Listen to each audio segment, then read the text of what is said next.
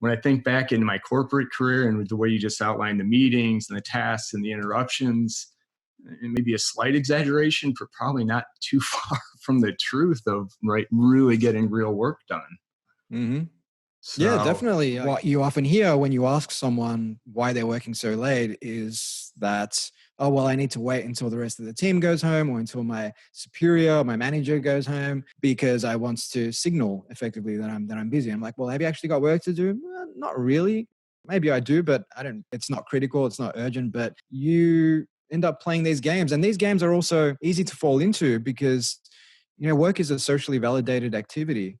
And it can be a source of self-esteem for a lot of people. So if you're working for a company that has some kind of status associated with it, working those long hours is not a frowned upon activity.